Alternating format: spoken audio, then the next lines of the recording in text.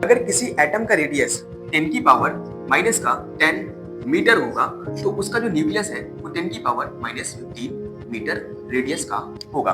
मतलब एटम से उसका न्यूक्लियस बहुत ज्यादा छोटा होता है। रदरफोर्ड के अकॉर्डिंग अगर तुम एटम को एक फुटबॉल का ग्राउंड एज्यूम करोगे तो फिर उसका जो न्यूक्लियस है वो उसमें बड़ी एक फुटबॉल के बराबर होगा, मतलब बिल्कुल पॉइंट साइज का।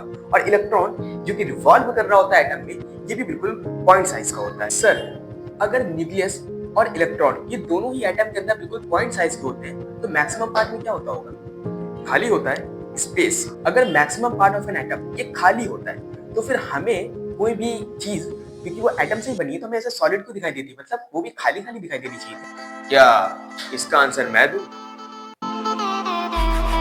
जौन ससुरा दिखता है ना वो होता नहीं, और जौन ससुरा होता है ना वो दिखता नहीं। मतलब ये हुआ कि अगर हम तुमको टच करें तो तुमको महसूस होगा, लेकिन रियलिटी तो ये है कि इस दुनिया में हम किसी भी चीज को टच ही नहीं कर पाते।